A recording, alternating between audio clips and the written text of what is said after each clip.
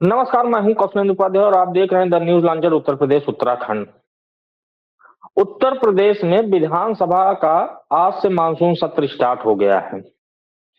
लेकिन इस विधानसभा सत्र में एक ऐसे विधायक हैं सत्ताधारी, जिनको सभी विधायक की निगाह उनको ढूंढ रही थी, लेकिन वो दिखे ही नहीं। और खुद अब वो बयान दे रहे हैं कि मैं कौन सा मुंह लेके अपने साथी विधायकों के पास जाऊं, कैसे नजर मिलाऊंगा। सरकार ने तो हमको कहीं का नहीं छोड़ा। उन्होंने जो आरोप लगाया मुख्यमंत्री योगी आदित्यनाथ पर भी, कि जब कार्रवाई ही नहीं हुई, मैं उस घटना से इतना आहत हूं कि मैं किसी से नजर नहीं मिला सकता हूं, वो भी सत्ताधारी रूलिंग पार्टी का विधायक हूं। तो सब लोग चौंक गए कि भाई आखिर में ऐसी क्या बात है। तब याद आया कि लखीमपुर कांड वाले विधायक जी, आपको याद होगा कि कुछ महीने पहले लखीमपुर के जो विधायक योगेश वर्मा, उनके साथ जो तहसील में घटना जो कचेरी में हुई थी, उसके बाद से वो तभी से आहत हैं बहुत, अपने बीजेपी पार्टी से भी और योगी सरकार से भी। और अब वो किसी से बात भी नहीं कर रहे हैं। घटना के बाद ये लगा था उनको कि कार्रवाई सरकार करेगी, और खुद मुख्यमंत्री योगी आदित्यनाथ से भी मिले थे, तो उनको लगा कि कार्रवाई होगी, लेकिन कार्रवाई नहीं हुई, इसलिए वो सत्र में नहीं पहुंचे। इतना महत्वपूर्ण सत्र है, सभी विधायक पहुंचते हैं, रूलिंग पार्टी के भी और विपक्ष के भी, निर्दल भी पहुंचते हैं। लेकिन वहीं भाजपा विधायक योगेश वर्मा नहीं पहुंचे, और सबकी निगाह उन पे थी कि आखिर क्यों नहीं आए। सब कारण जानना चाह रहे थे, पूछना चाह रहे थे क्यों नहीं आए। तो जब उनके बारे में पता लगाया गया तो उन्होंने कहा कि जब वो घटना हुई थी जिसमें थप्पड़ चलाए गए थे, वहां के जो बार एसोसिएशन के अध्यक्ष और पूर्व ब्लॉक प्रमुख के पति अवधेश सिंह, उन पे कोई कार्रवाई नहीं हुई। हाँ, 4 लोगों पे बीजेपी ने किया कि उनको पार्टी से निष्कासित कर दिया था, घटना को भी कई दिन बाद। और 37 विधायकों के साथ खुद योगेश वर्मा मुख्यमंत्री योगी आदित्यनाथ से भी मिले थे घटना के 4-5 दिन बाद।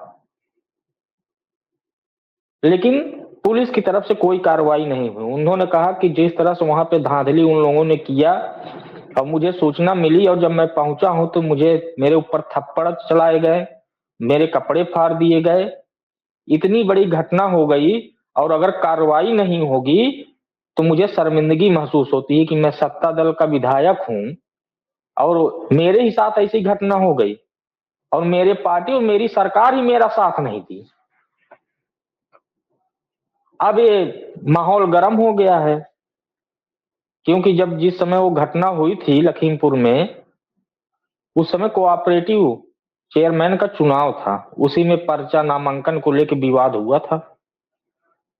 एक खेमा क्या किया, दूसरे खेमे के पर्चा फाड़ दिया था, और जब विधायक उसका विरोध करने पहुंचे तो उनके ऊपर हाथ उठा दिया गया, और बड़ा बड़ा बवाल मचा था वहां पे।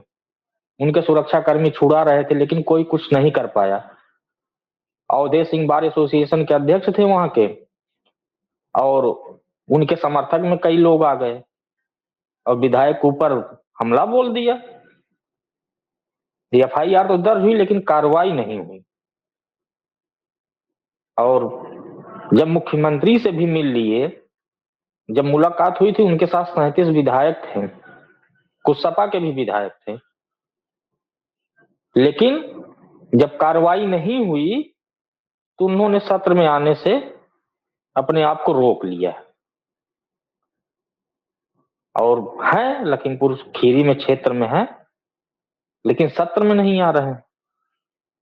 तो सरकार के लिए तो बड़ी चिंता का विषय है। और उस समय समाजवादी पार्टी के राष्ट्रीय अध्यक्ष अखिलेश यादव कह दिए थे, पीडीए का जो उनका नारा है कि पीडीए का भला जो है समाजवादी पार्टी में ही है,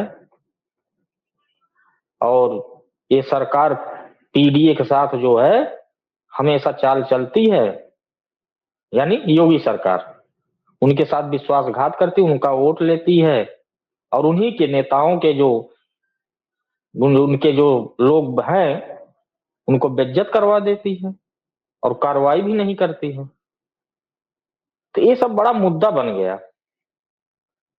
और सत्र 4 दिन का है, आज पहला दिन था, नहीं आए, उनका बयान आ गया कि आखिर में वो क्यों नहीं सत्र में शामिल हुए। और ये ऐसे सामान्य घटना नहीं हुई, कुछ सत्ताधारी विधायकों ने ही इस बात की चर्चा की आपस में और ये बात मीडिया तक पहुंचाई गई कि मीडिया में थोड़ा हल्ला मचे कि योगेश वर्मा क्यों नहीं आए सत्र में शामिल होने के लिए। भाई सभी विधायक अपनी क्षेत्र की समस्याओं को लेकर जब सत्र चलता है तो अपनी क्षेत्र की समस्याओं को लेके वहां पे बात रखते हैं।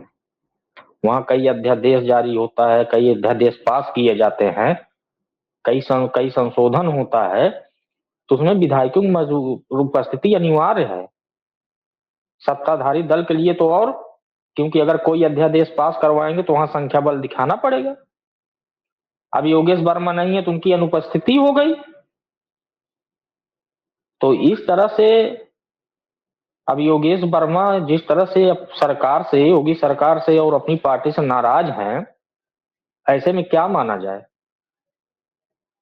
भाई आहत तो हैं, वो खुद कह रहे हैं कि मैं उस घटना से इतना आहत हूं कि मैं अपने मित्र जो हमारे विधायक हैं, मैं उनको अपना चेहरा नहीं दिखा सकता हूं, उनसे नजर नहीं मिला सकता हूं।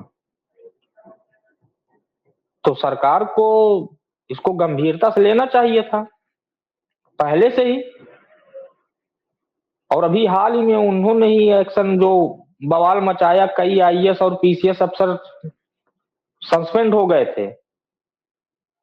जो जमीन के माप वाला मैटर आया था उसी में उन्होंने ही ये हल्ला मचाया था, उन्होंने इस भ्रष्टाचार को खोला था, योगी सरकार को एक्शन लेना पड़ा था। और मामला भी किसी संघ के कार्यकर्ता का था, ब्लॉक स्तर के, कई सालों से जो है अधिकारी इधर उधर टरकाते रहे उनको, लेकिन वहां पे जाके जमीन की पैमाइश नहीं किए थे। जिन जिन अधिकारियों के यहाँ वो चक्कर लगाए थे सब सस्पेंड हो गए। तो अब योगेश वर्मा का विधानसभा में सत्र में शामिल न होना, ये संकेत क्या हो सकता है कि पीडीए का जो नारा है अखिलेश यादव का, क्या वो उसकी तरफ उनका रुझान है। तो सत्र में तो शामिल नहीं हुए। अब सरकार अगर उनको मना के लाती है या योगी सरकार उनसे बात करती है, भारतीय जनता पार्टी संगठन के लोग उनसे बात करते हैं, हो सकता है मना के लाएं। अगर कार्रवाई नहीं हुई, उन्होंने कहा कि जब कार्रवाई ही नहीं हुई तो हम क्या चेहरा दिखाएं। तो सरकार के लिए भी बड़ी चिंता का विषय है कि बताइए इतनी बड़ी घटना हो गई, वो भी विधायक जो क्षेत्र का प्रतिनिधि है और वो ही नहीं आ रहा है सत्र में, वो समस्या क्या बताएगा अपनी। तो इन सब चीजों के बीच अब विधायक जी तो नाराज हैं बहुत ज्यादा और अपने आप को शर्मिंदगी महसूस कर रहे हैं। और योगी सरकार देखिए उनकी शर्मिंदगी दूर कर पाती है कि नहीं। अब इस शीतकालीन सत्र में उनको मना के लाती है, वो आते हैं कि नहीं। अब तो आने वाले वक्त में पता चलेगा। 4 दिन का सत्र है, कल अनुपूरक बजट पास हो जाएगा, फिर 2 दिन चर्चा हो जाएगी, उसके बाद सत्र खत्म हो जाएगा। लेकिन अब विधायक जी की उपस्थिति का सवाल है। अगर उपस्थित होंगे तो माना जाएगा कि हाँ कि सरकार ने उनकी बात को मानी है, और अगर नहीं हुए तो इसका मतलब उनकी नाराजगी है। और वो नाराजगी कितनी दूर तक जाएगी, 37 विधायकों के साथ मिलना मुख्यमंत्री के भी सोचना है कि आगे क्या रणनीति उनकी हो सकती है। बहरहाल दीजिए इजाजत, नमस्कार।